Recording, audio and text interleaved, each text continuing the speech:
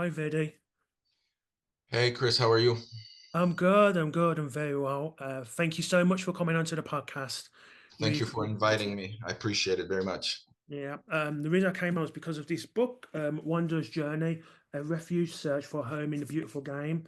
I just finished reading it today. Really enjoyed it. Nice flow to it as well. Mhm. Um, but before we get into the crux of this book, I could do with most of my guests. Can you just say who you are and basically what led you to write this book?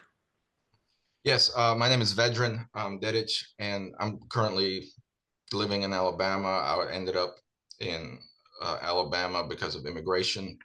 That's where their place is here. I'm originally from Bosnia, and when the war broke out in Bosnia, we went to Germany as refugees, and then after that, our stay in Germany ended, and we ended up in the United States.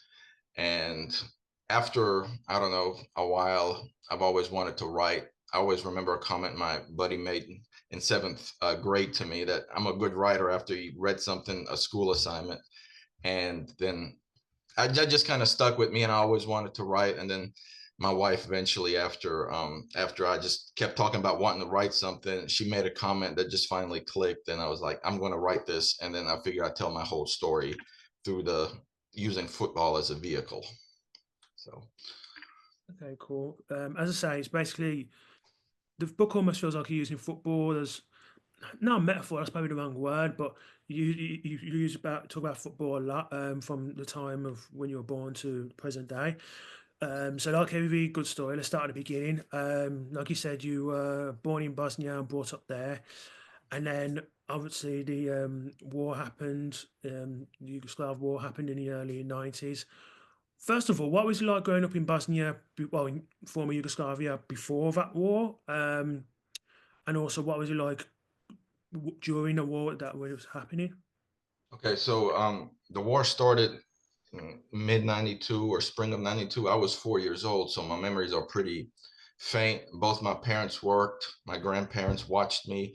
They had full-time jobs, and as a 4 year old, that was pretty much paradise. All the other memories I have from there is watching these home videos of my birthday parties and things like that, and things seemed to be good.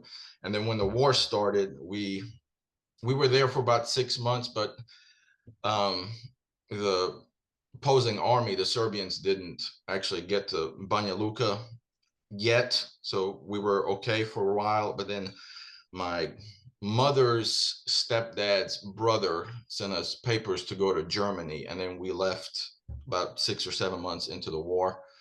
And we had to make a pit stop in Croatia for the immigration bureaucracy to do its thing. We had to wait about 2 weeks to get papers accepted from Germany. And then we ended up living in Germany. So we actually did not see much of the war itself. I mean, there was tension when we were on the road to Germany, but we didn't have any issues getting out. So, Okay, cool. So you talk about there's one incident, and I've talked about this with someone else in another episode. mhm. I think it's between Dinamo Zagreb and was it Red Star, the Boban incident, which people Yes, say kick-started the war.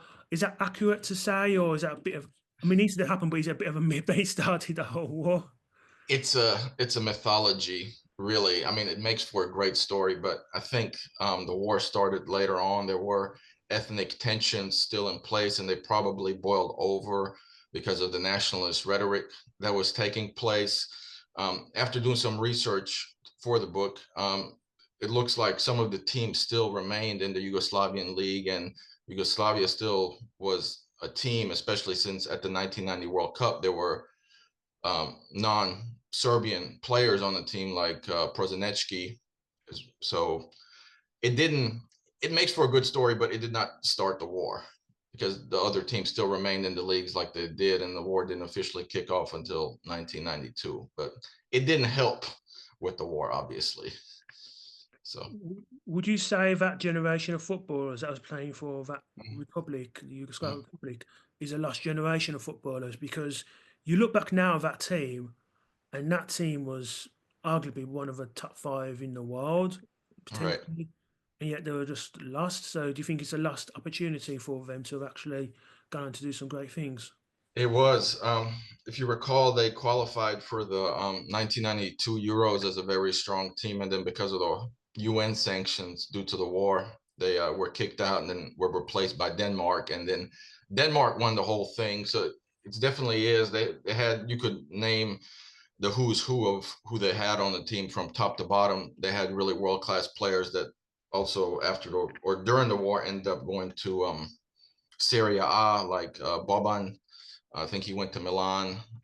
Players like that. So unfortunately, it is a lost generation. Would have been really curious to see how they would have performed at the World Cup in the USA in 1994. But it's always a great question to ponder. What if they had been there? How they would have performed and so forth. Yeah, indeed. And then obviously you had to go to, well, you went to Germany Mhm. after having to move out. But correct me if I'm wrong, but you weren't able to bring all of the family, or was someone chose to stay in Bosnia? We weren't able to bring everyone. It was just me, my father, and my mother. My dad's side of the family wasn't able to go, and my mother's side, her stepdad was Serbian, and her mother was Catholic, so they did not have any issues during the war. And my parents don't have any siblings, so it's rather a smaller family. So we just ended up going to Germany, the three of us. So we couldn't bring everyone. I know I'm getting a little ahead of myself here, but when we came to the US, then we had the opportunity to bring people over, but they were at that point quite at an advanced age that they just wanted to stay where they were. Yeah. So which part of Germany did you settle in? It was West Germany, the west of West Germany, the famous Ruhr area, very industrial at the time or before. And so the state was called North Rhine-Westphalia. It was a little town called Mülheim. It's out of sight of Essen and about 30 to 45 minutes away from Dortmund. So that's where sort of my initial love for Dortmund sprang up, was because I lived in that town, and they were the kids in my class were Dortmund fans, so I just sort of hopped along on the bandwagon, and it started from there. Yeah, but then obviously while you're supporting Dortmund, they were having a lot of success. Get me wrong, like, especially for that particular league. Right. It was mid '90s, so I don't know, 7 or 8 years old, and some kid in my class mentioned I like Dortmund, so I just started following them. Also because they were on TV all the time, and the highlights always showed them. So I also liked this playmaker that they had, Andy Miller, who was a really good player and also played for the German national team. So he sort of caught my eye, and it just snowballed from there on. Yeah, I remember being a teenager at that time. Obviously, Dortmund won the league, and then they won the Champions League final, which I actually remember watching. Yeah, so it was really good times for Dortmund. But then, obviously, in terms of you and playing football, what was that like? Were you in any football teams? Did you get far in regards to in terms of the level you played at that time? Uh, my football was pretty much limited to playing in the backyard with my friends from the refugee camp. I didn't play organized football. Well, I also played football at school, but I ended up signing up for a judo class. So that was the sport that I was doing at the time. But football was more an after school thing and during the school thing. And then, watching football highlights on Sunday nights from the various different leagues in Germany. So I didn't. And then when I came to the States, you probably read this in the book, I made the high school team, but then film occupied my mind quite a bit. So I, I unfortunately chose film at this time instead of playing football or soccer, as you want to call it. So, yeah. What year did you make it to the States? It was in '99, so I was almost 11. I was a couple of months short of being 11. And obviously, you said about making a high school team. Hmm. And I know that they were starting MLS has started a few years before. Hmm. But what was soccer like in the US at that time? Did more attention go in the World Cup on the back of '94, or was it just a very slow burn? It was a very, very slow burn. When I got here, people really didn't play soccer because I live in Alabama, so things in the South tend to grow a lot slower than they do in the rest of the country. So I ended up just occasionally watching the World Cup. The first event I watched here was the Euros in 2000s, and that was on pay-per-view, which you had to actually pay per game to watch it. And I only watched a couple of matches, and then in 2002, watched the World Cup, but it didn't really grow, I want to say, here until about 2006. I think it sort of maybe took it off also because maybe the US had a really good run in the 2006 World Cup.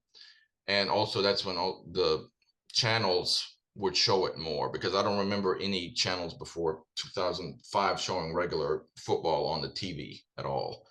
So it was hard to have access to it, to watch it. And especially this was before streaming or everything. So it was basically no football for several years except the really big events that they would show on TV. I know you said that you chose film over football, but Mhm. considering you went to the States when you were 11, Mhm.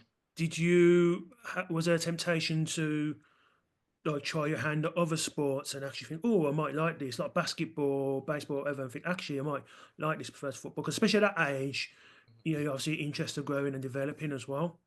Yeah, yes. Well, because my friends here in the States weren't really into soccer, they were really into basketball. So basketball was something I played a lot with them after school and on the weekends. And we're talking about hours and hours on end. Now I didn't try for any of the school teams, and as you know, they really at the time didn't have any clubs here like they do in other parts of the world to develop children in sport for basically no fee payment. So it was just basketball for fun, and we played that quite a bit here in the States. I wasn't good enough for the school team, but that was something I occupied my time with sports wise. So they don't have what we have over here, which is termed jumpers for goalpost. This Mhm. idea that you can just play in the park and your Mhm. coat and your jumper could be makeshift goalpost. There's nothing Mhm. like that culture in the States where people just play in the park at all.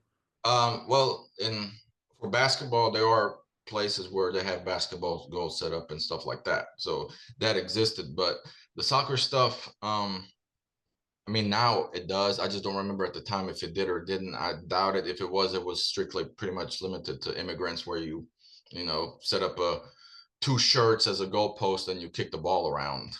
That was more of a really immigrant and niche thing. So it was really limited seeing that at the time. It and obviously in these 20 years that has passed, it's much more popular and people play like that now. What was it like going to high school in the States? Um, it was interesting to say the least. We had to wear uniforms, which was a little strange for me. Also in middle school, because in Europe we didn't have uniforms at school. The culture was still something I was getting used to at the time, because I had only been here when I started high school. I was only here maybe 3 or 4 years. I was still trying to figure out the how things work in the States culturally.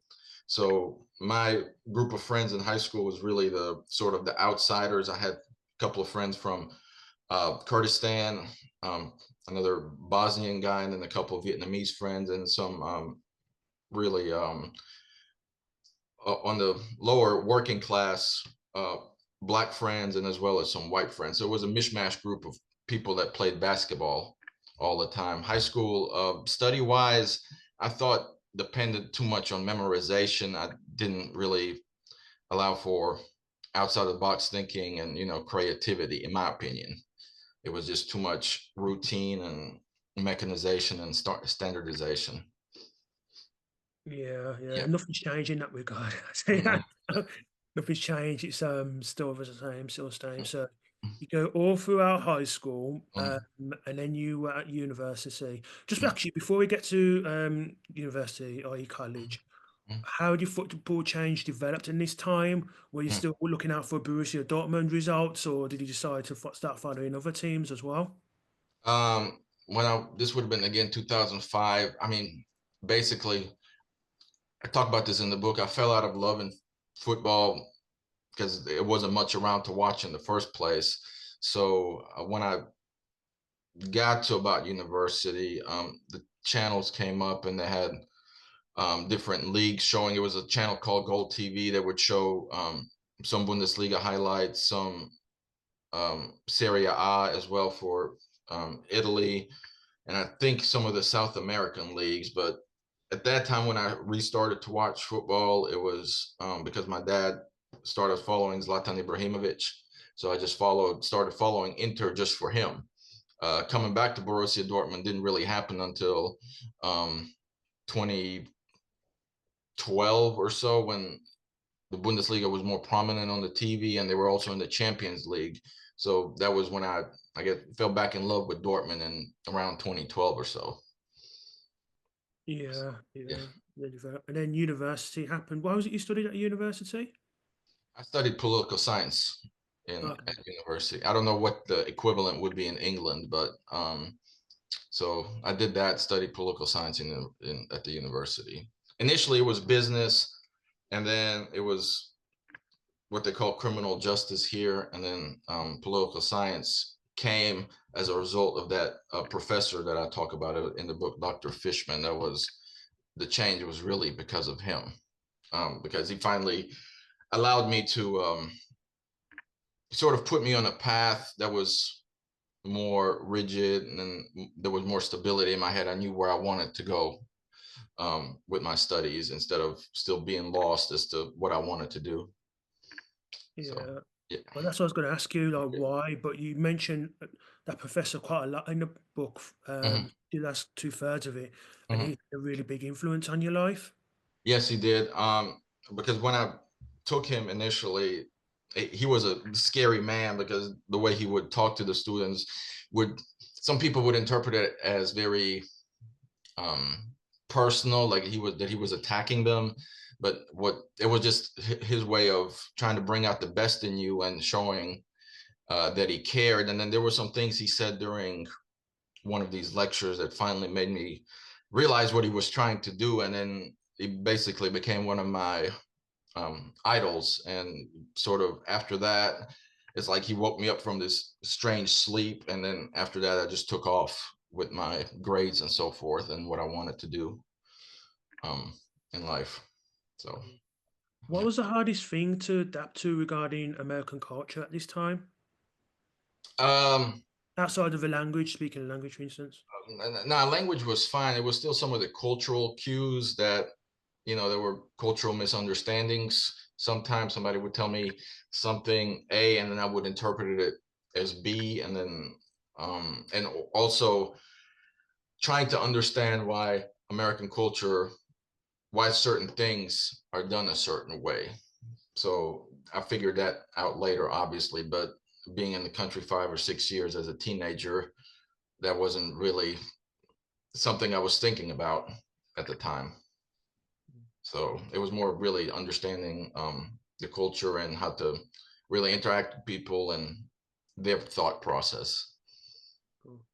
And Yeah. then obviously university happens, Mm-hmm. and I imagine like a lot of people you develop friendships from there. Mm-hmm. Are you still in touch with some of those uni friends now, or just lost touch? Um, Once in a while, I still keep in touch with someone, but it's not as regular, especially since people tend to move away after university and they don't stick around the same town as much anymore. Wherever jobs are available, they go, or they go to further their studies somewhere else. But I still do keep in touch with them occasionally, and also get in touch with the people that I used to live with in the refugee camp as well in Germany. So I tend to keep in touch with all the people that sort of have been in my life and have influenced it even in the most smallest of ways.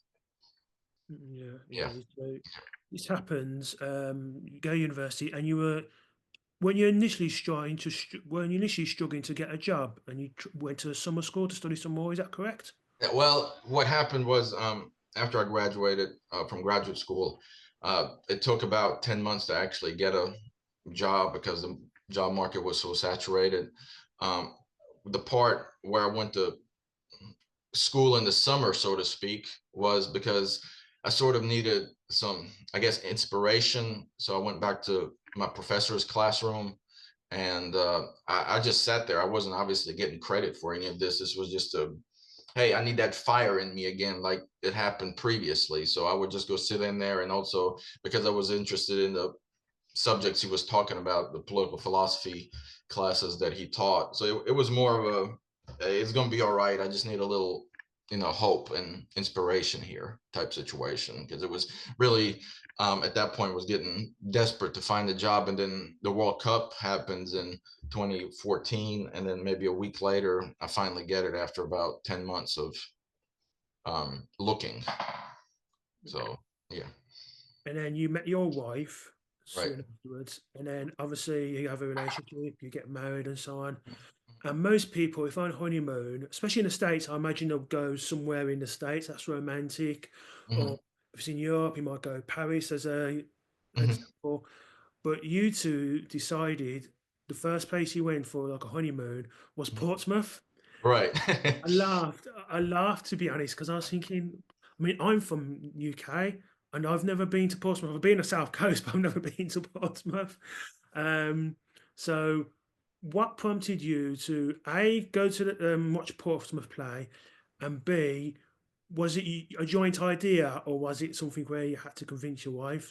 Maybe this would be a good idea for a honeymoon. Well, it wasn't really much convincing my wife. Initially, we wanted to go to New Zealand to check out the Lord of the Rings, where they shot all the scenes and the movies there. But at that point, I was really feeling the football itch. So I wanted to go to Europe to watch a couple of matches. And the reason we started out in Portsmouth, my wife wanted to follow her own team instead of just coattailing off Borussia Dortmund with me. So the way she started following Portsmouth is she just started playing it on FIFA, and that's how she just fell in love with the team. And then she started following them in real life. And that season, they were in the promotion battle. Unfortunately, they didn't get promoted, but that's why we ended up going to Portsmouth. And it's a lovely town too.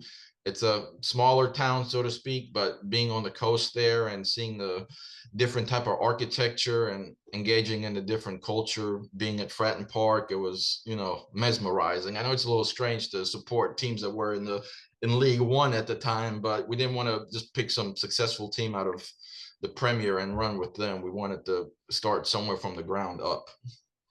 Yeah, one of the things you mentioned as well, not just in this but in other places you go to, is the cuisine. And Mhm. especially the English cuisine, you mentioned obviously people take the mick out of it, but you Right. seem to really enjoy like your I cooking. did.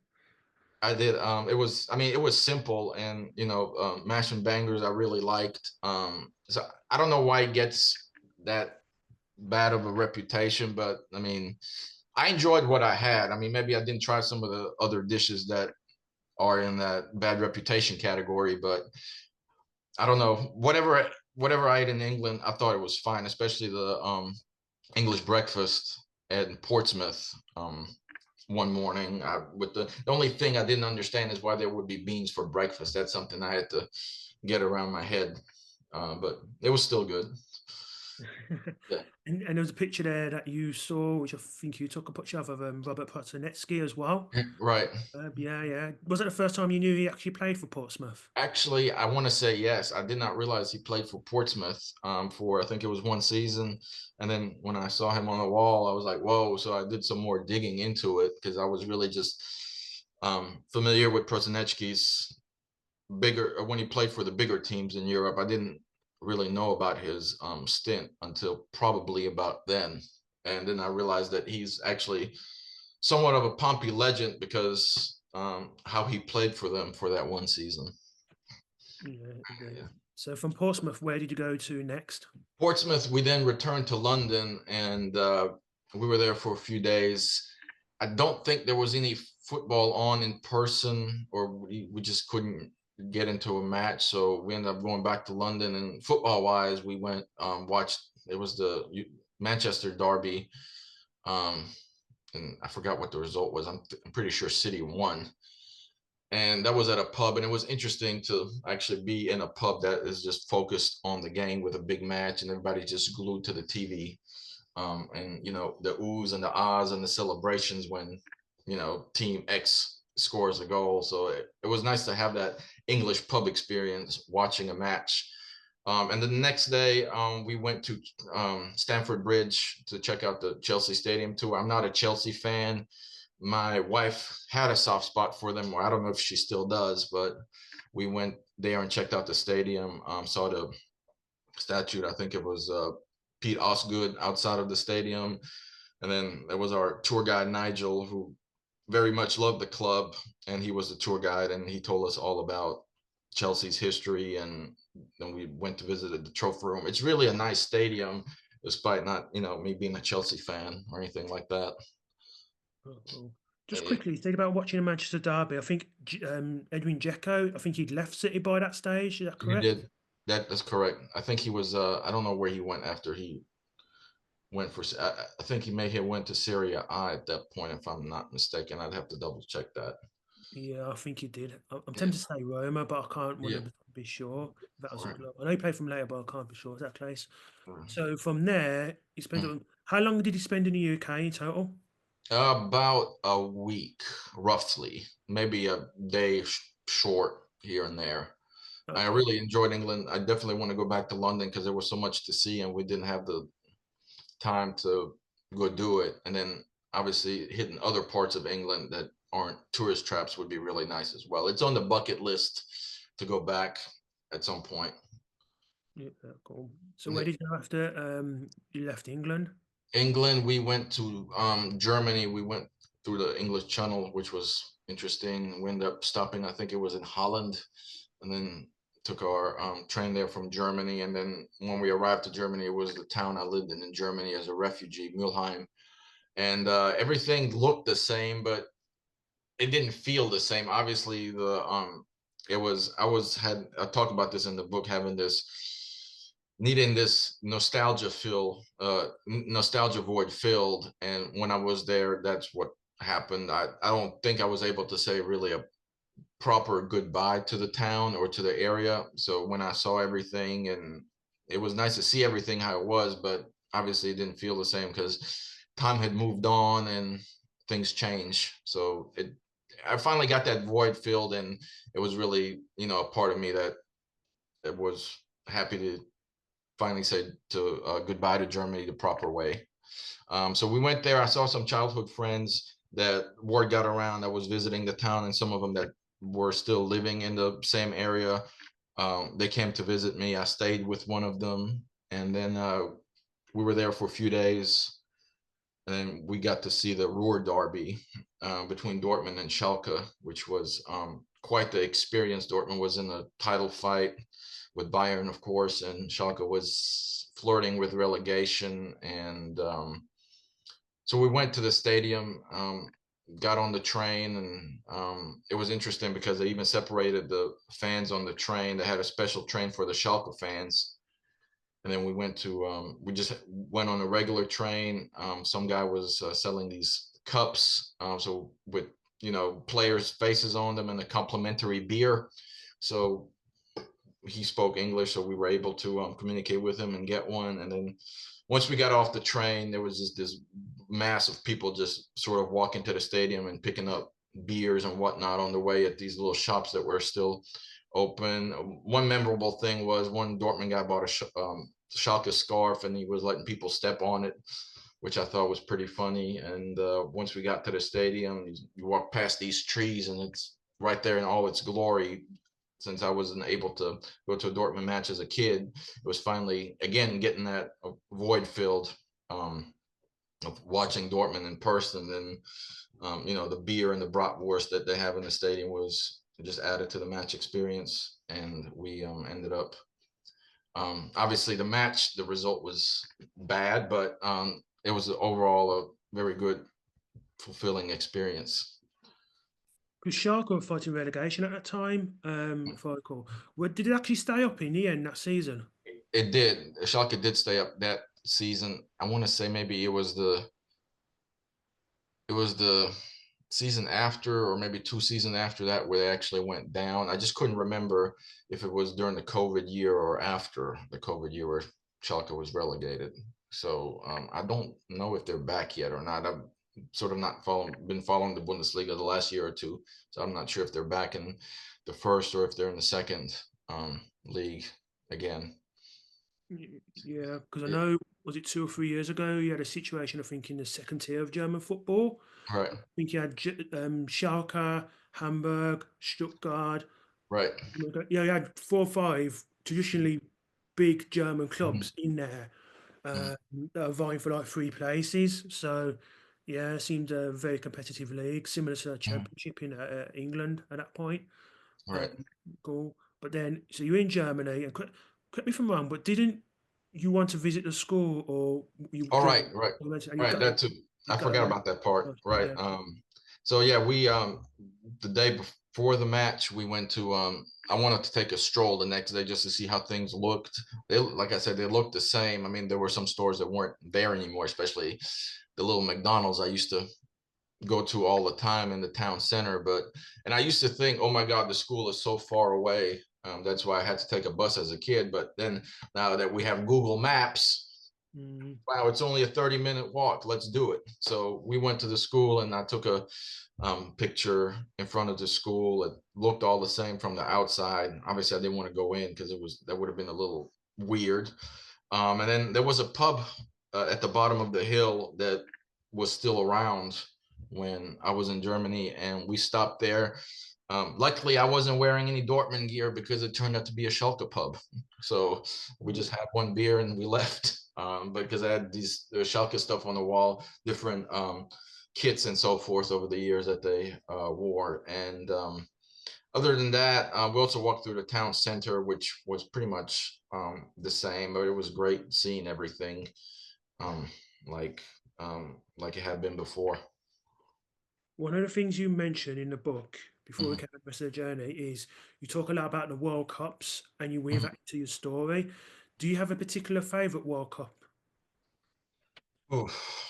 Well, the most recent one, the 2020, in terms of emotional involvement, it was definitely the 2022 World Cup because of the visit to Argentina and being a Boca fan now, a Boca member, and it was just emotional also because of Messi's maybe being his last World Cup, that this was his last chance, and the way the tournament unfolded with the twists and turns over it.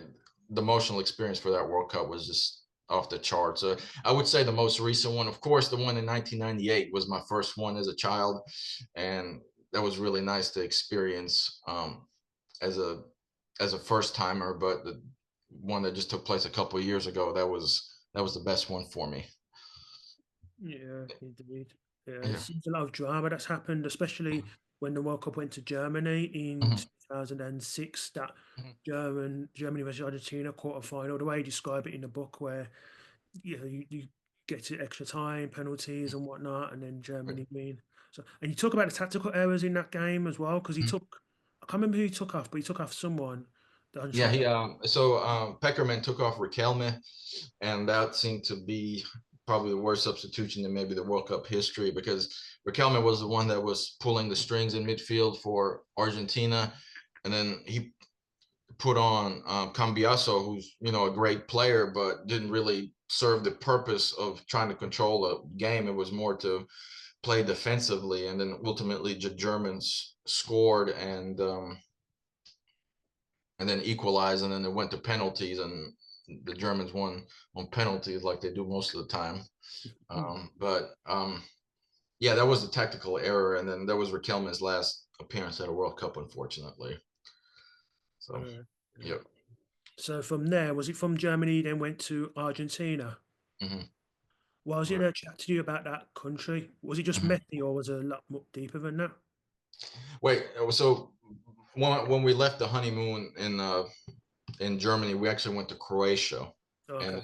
then we went to Dubrovnik, which is a big tourist town, but it was really nice. It has still a fort from the Middle Ages with this castle, which was mesmerizing to see. And we were there, watched the famous Barcelona and Liverpool Champions League semifinal, was it, where Barcelona won 3-0, and then Mhm. a week later Liverpool won 4-0.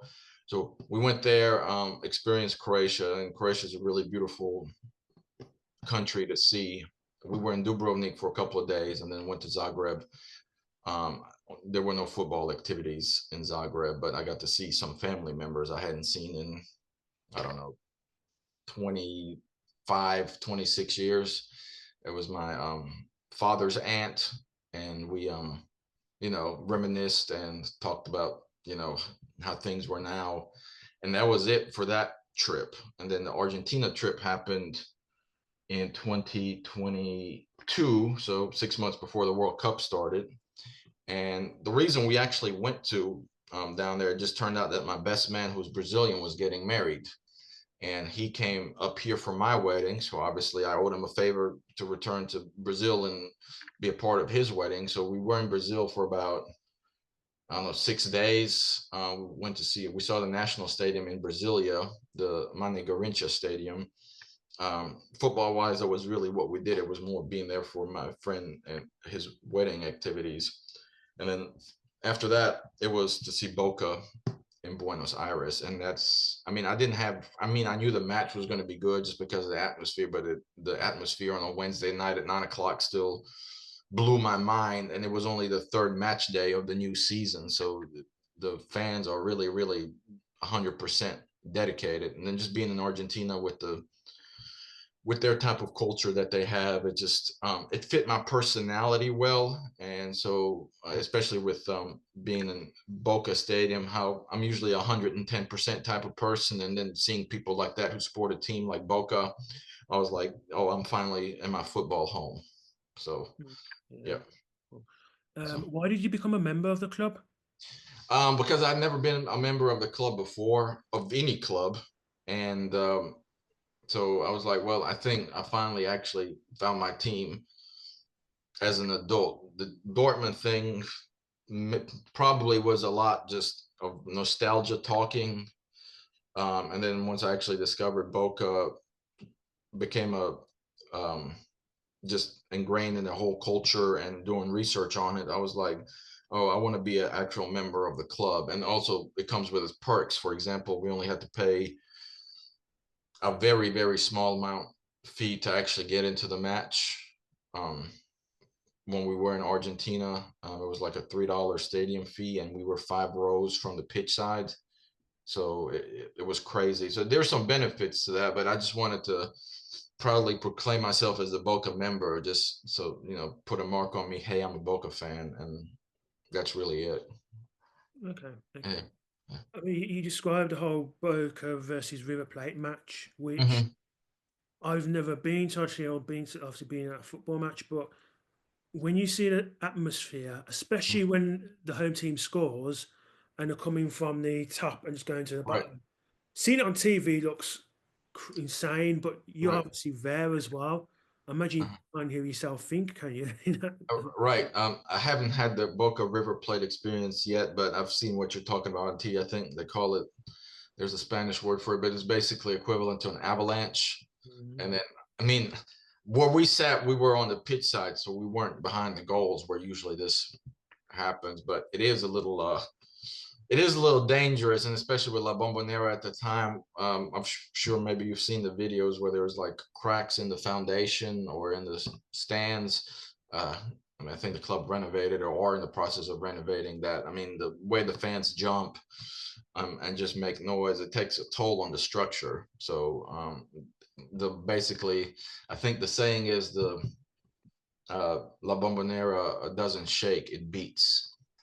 So but yeah, it's something to experience. If you haven't been and you want to go, it's definitely something you should put on your bucket list. Yeah, cool. I know you've talked about this briefly, but what was the culture of Argentina like? Especially because at the time they were going through a recession, and I know dollars, especially listening to your accents, like American dollars were in high demand as well. Right. So the culture was pretty much, it's very laid back. Time really doesn't exist in Argentina. If you tell someone to show up at 7 o'clock, it's okay for them to show up at 8. It's very laid back. They're very passionate people. they romanticize and intellectualize football that I haven't seen anywhere else, really. Maybe the Brazilians do it as well. But culturally, I mean, the cuisine was out of this world. Really enjoy their version of the pizza and the milanesa, which is like a schnitzel. And just the cultural interactions were like, these are very, honest people, and I really like them. For example, we went to this market, and because my Spanish isn't uh, top notch, the man told me what the price was of what I was trying to buy, and I gave him more that he should have gotten, and he returned it to me, even though they were a little marketplace, and Argentina was in a recession, like you mentioned. So he could have ripped me off if he wanted to, but he did the honest thing and returned my money that was due back to me. So I just really like their type of personality. I know sometimes they, I think I've heard this somewhere, they go from heaven to hell really quickly in terms of emotions, but you take what you get. So Yeah, yeah. indeed. Mm. So, did you visit any more football stadiums after that, or did you go straight back to the States?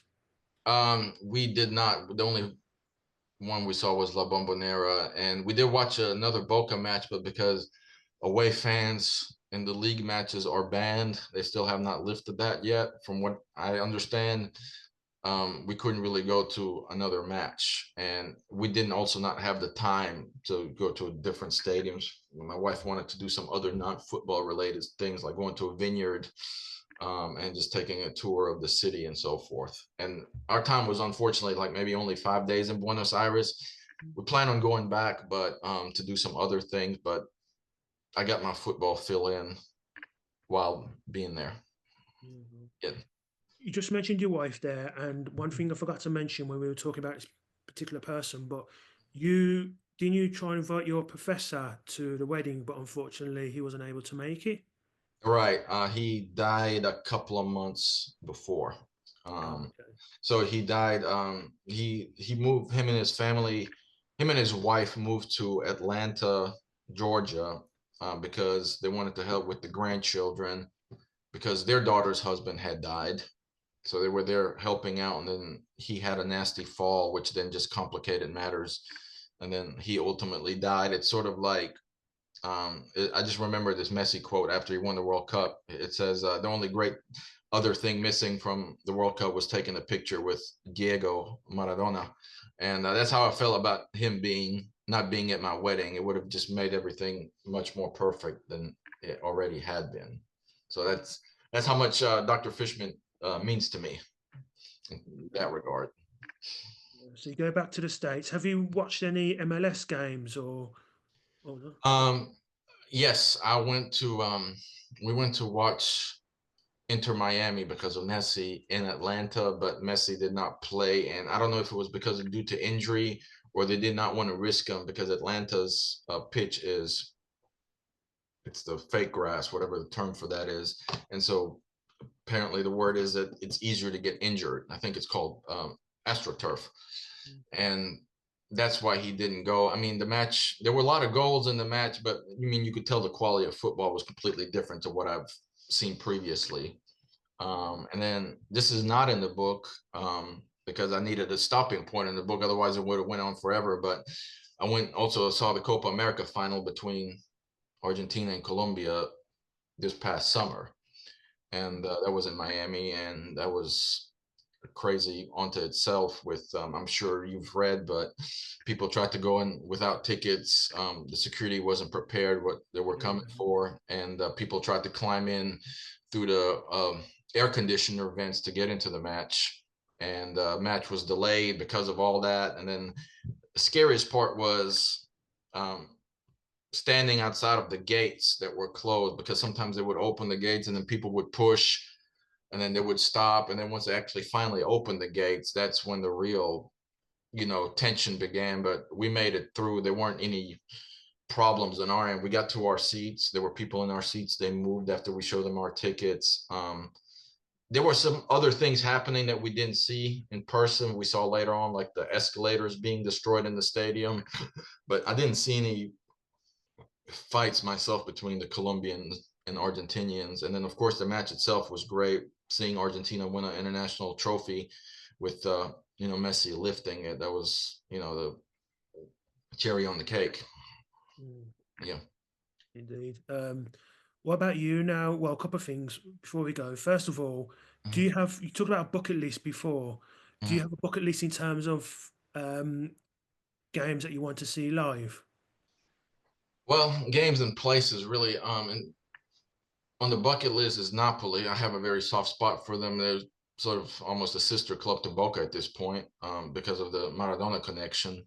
So I want to go watch a match in Napoli. I do want to go to Milan as well, just because of the historic, um, aura for AC Milan and Inter.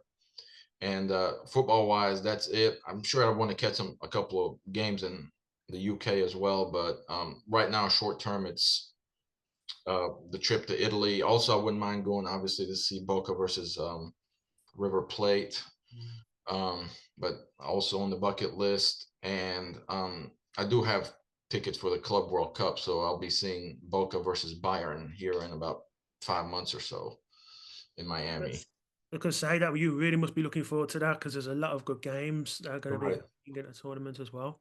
Right, and it's really a big deal for Boca because the club prides itself on beating Real Madrid in the Intercontinental Cup in 2000, and then losing the following year to Bayern.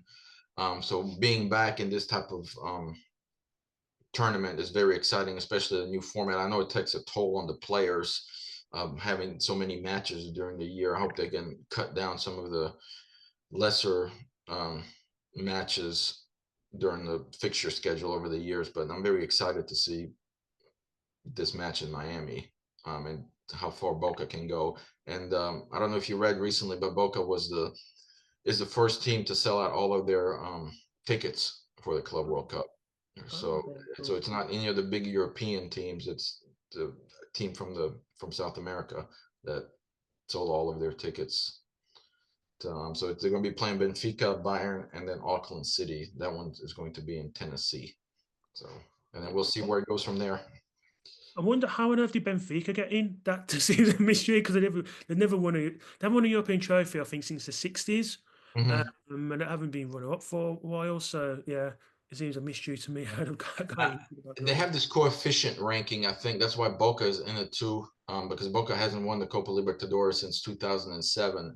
So some of these teams have a 4-year coefficient ranking, and I don't know how UEFA divided theirs up, but I guess they wanted a little bit more diversity and representation than just teams from England, Germany, Spain, and Italy. So Indeed. yeah. Finally, what about yourself? Is this the first book you've written? It is my first book. Yes. Yeah. So what's the future for you? Do you want any some more, or is this going to be one and just stop, or what you I decide mean, to I do? have I have ideas. I do just want to push this current book more. Um, I mean, it's a learning process. I should have promoted it before it came out, and I'm trying to do it after the fact. But I want to promote this book for another 6, 7 months before I start writing another one. It's not just going to be football or nonfiction. I think I'm going to go into fiction, and maybe discuss more other things that aren't football related. I do want to eventually write more football, but that's not on the list currently. I want to try my hand at fiction. Oh, cool. So, Finally, if people want to find out more about your work, where can they go? okay, so I have an Instagram. It's author period Ved on Instagram, and then on Twitter, now called X. It's W Journey Book, the handle. Okay, cool. I'll leave the both of those in the description below for this. Vedran, it's been an absolute pleasure talking to you. I really thoroughly enjoyed your book. I would say and I'll leave a link to where you can buy the book as well. Here's a cover. Thank you so much for coming on to the 286 project. Thank you so much for Chris for having me and reaching me out. I really enjoyed talking with you and the communications we've had before. Really appreciate it. Thank you very much. All right, take care.